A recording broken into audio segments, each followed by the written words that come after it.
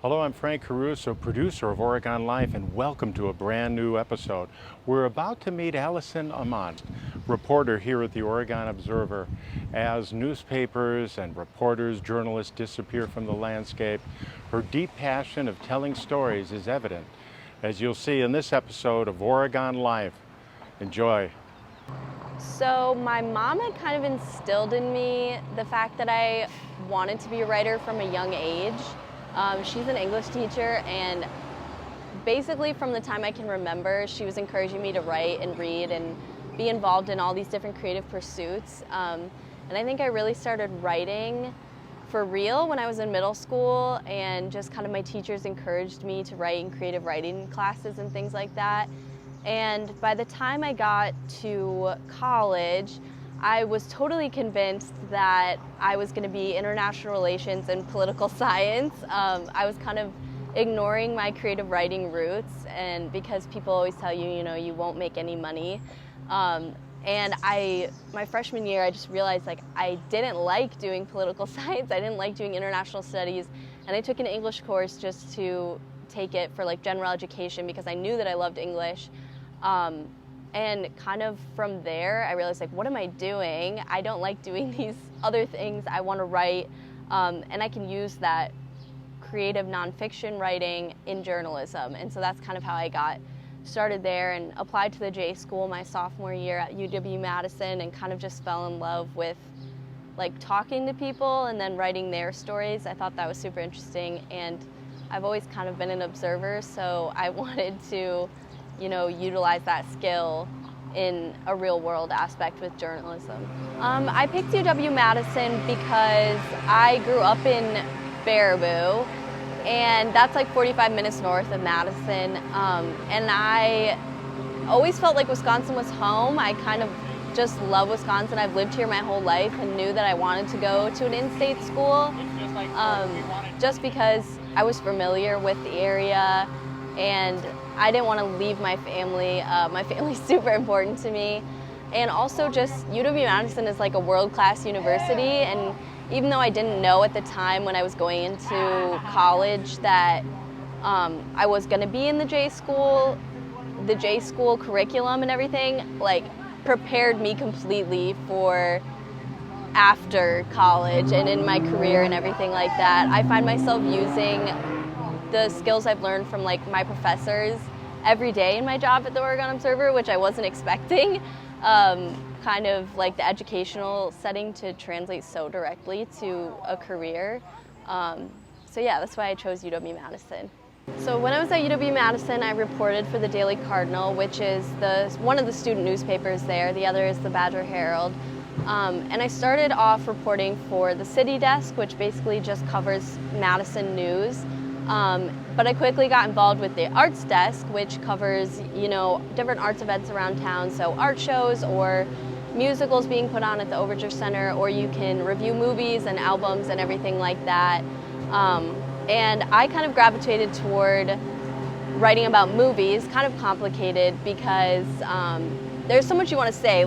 You're analyzing art, and my English major brain immediately wants to write a 5,000-word essay on the topic, and that's just not feasible with a newspaper and everything. So you kind of have to pick and choose, what details or different things like that stood out to you, and compose it in such a way where you have your opening paragraph that explains the details of the movie in the more technical sense, who the director is, who the writer is, who the producer is, and then move into a synopsis, a short synopsis, and then the rest of that is left to your analysis and whatever you kind of want to say about the movie and what the art meant to you. And it's a little bit more opinion-based in that sense, in that it is, how you felt about the art that you viewed. But yeah, I think that it was it was useful too to write movie reviews for like this career here, I think. I think a lot of people assume that journalism has to be super technical writing and very but I don't know, you can make truth beautiful too. And that's something I really enjoyed about writing movie reviews and the skills that have translated to regular news. I think covering political, like the village board or anything like that, is difficult at times because, you're coming into a community that is very involved, especially like Oregon. I've noticed that everyone really cares. There's been, like you said, like a lot of controversy around certain things that the board has done.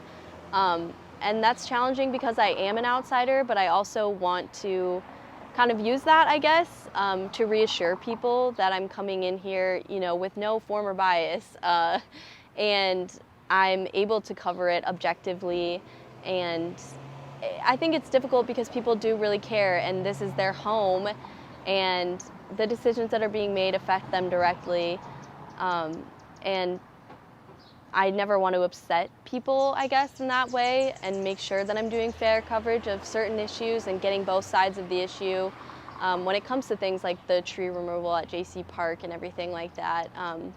And kind of hopefully just getting, community members' points of views, but also what the people in the government are thinking, and being that kind of channel of communication to bring those two, sometimes opposing, sometimes completely in support of one another forces. So my sophomore year of college, I had an internship with the Tomahawk leader. Tomahawk's like a town 3 hours north of here. It was a really small paper, family owned for its entire existence.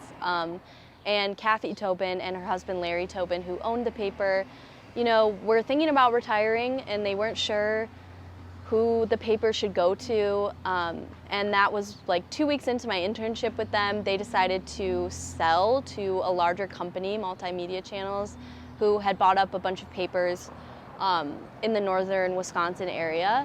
And so I kind of had a firsthand look at the transition where newspapers, they were all of a sudden being bought up by these people or being shut down. Eventually the Tomahawk Leader office did shut down just because of costs.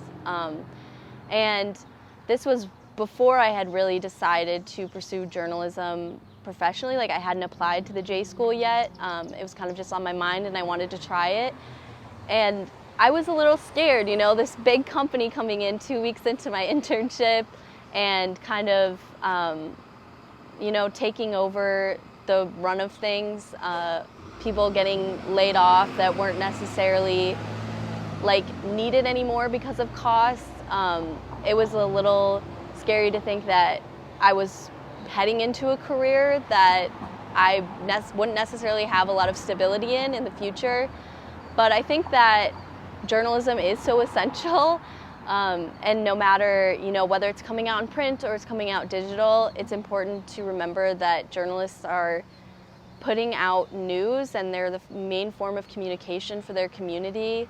And I wish that profit and cost didn't have as big of an impact as they do, but I guess that's the reality of the situation. But I still feel, really passionate about being that person for a community, and the cost and how much I'll be making doesn't really matter to me because it's what I'm passionate about.